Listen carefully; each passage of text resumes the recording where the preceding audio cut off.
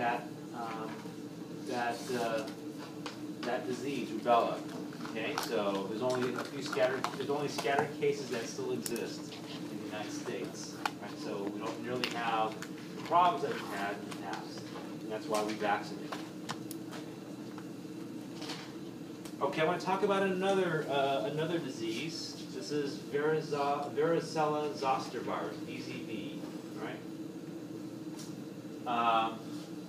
So this is one where we do have a vaccine now, varicella vaccines. It's an attenuated virus, and now we're implementing this vaccine on a large scale basis. Right? So if you have young children, they may have gotten the vaccine. And this is a common name for this disease. There's actually more than one, but one common name is chickenpox. Right, so it's caused by varicella zoster virus, which is a type of herpes virus. Right now, it's not the herpes virus that gives you oral sores and genital sores. Right? It's a different type of virus, but it's related to it. Okay? As far as signs and symptoms, and many of you are familiar with this just from your own experiences. In children, this causes a slight fever with characteristic skin lesions. Okay. In teens and adults, the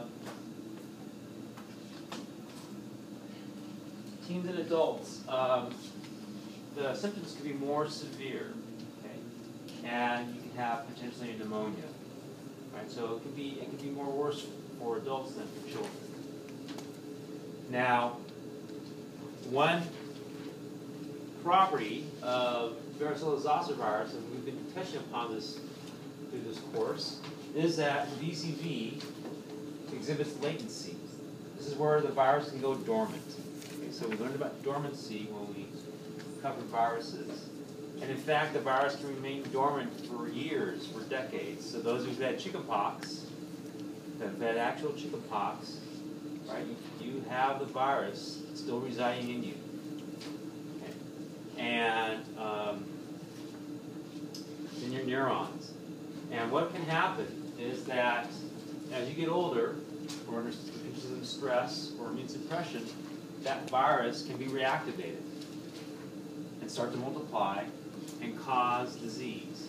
The disease that it causes is you get a recurrence of the skin infection, and this appears as what we commonly call shingles. Right? So this is shingles. And this is also known as herpes zoster. Okay? So this occurs about 15 to 20% of individuals who've had chickenpox in the past. Right? So that's a sizable portion of people who can get shingles as they get older. Right? So as you get older, how do you prevent shingles? Vaccine, right? So if you look at the recommendations for the vaccine, right? One group are young people, kids. The other is older people. Okay, so like my parents, when they're in their 60s, they got vaccinated. Okay, and the idea is to try to boost your immune response so that you'll prevent shingles. Do you know, is there a difference between the chickenpox for the children, their vaccine, and the shingles vaccine? Is it like? I don't know if there's a difference with the formulation. If the formulation is different, it could be the same. Same virus. Yeah. So I'm not sure if they changed the dosage or not. That's a good question. So again, what happens with chickenpox is that you have an initial infection, right? And so the virus goes into the dorsal root ganglion, the nerve cell, right? And it can go latent. As you get older, what can happen is, under different circumstances, the virus can be activated. It'll start to multiply, and if your immune system is down, the virus can start to migrate along the path of the neurons, and will start to cause skin lesions. Okay, and so In fact, if you look at the origin of herpes zoster, zoster means belt.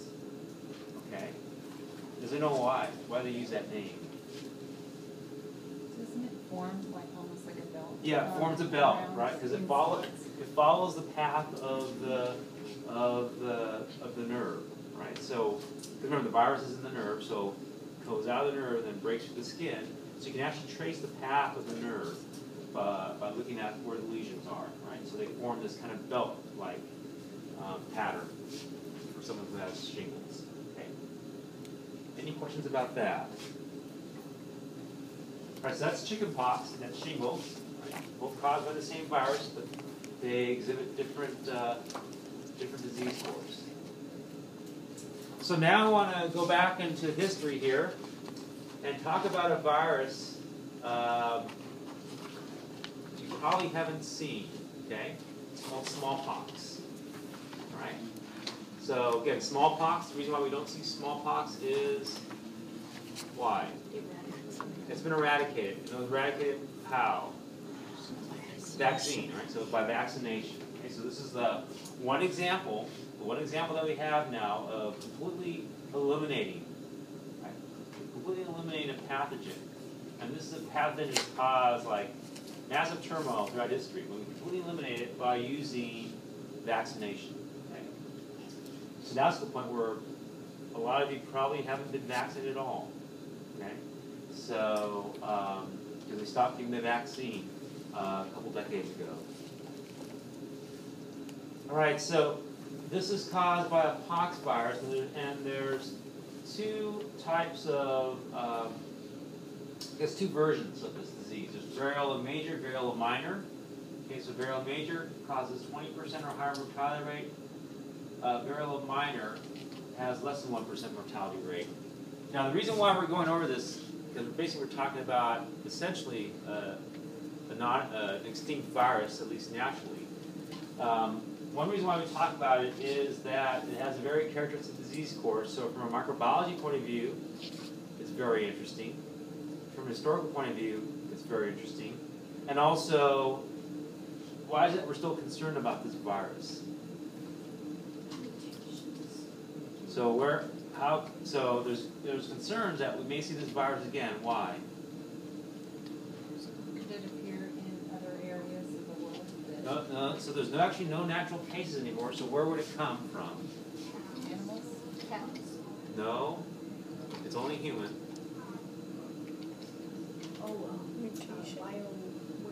Yeah, biowarfare, okay, so that's the big issue. So although it doesn't exist naturally, it still exists in some laboratories, okay? So there's always a concern that that bioterrorism, that we'll see this virus again.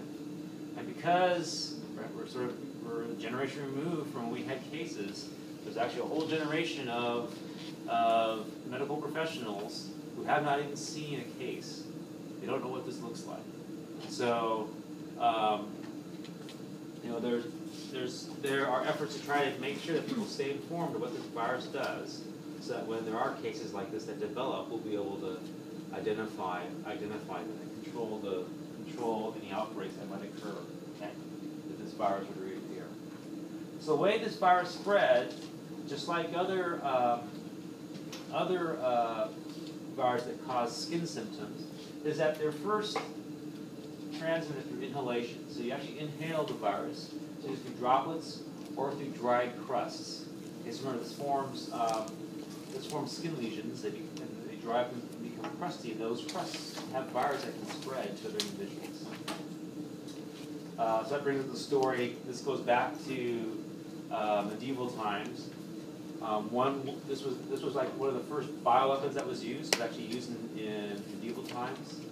So what they would do is, when they knew they had something that was contaminated with the virus, like the crust, okay, they would hurl that over into the enemy castle, right? When that didn't suffice, they would actually take the body and hurl that body over, right, as a way to try to cause an outbreak in the enemy camp, right? So again, it's spread by those crusts. Okay. what makes this disease tricky? So this may be something that you'll have to, well, hopefully you won't have to face this, but if you do face a bioterrorist attack of this sort, the symptoms start out like any other illness. We have, like many illnesses, we have fever, malaise, head and body aches. Okay. In fact, there are scenarios where they may intentionally infect someone with the virus and then just put them on like an Amtrak train or a bus, right, when they're going through this phase, so that that person can spread the virus around. Okay. What happens after this is that it goes into the disease state, and you'll have these different types of lesions that form. You have macules, which are red and flat lesions. They can become raised, and they're papules. Then they become vesicles, where they get filled with liquid. Okay. And then pustules, where they're filled with pus. Right, so remember, this is the virus. This is your immune system trying to, or your host defense is trying to get rid of this virus. So, so the cells are, your host defense cells are attacking the virally infected cells and causing all these lesions to form.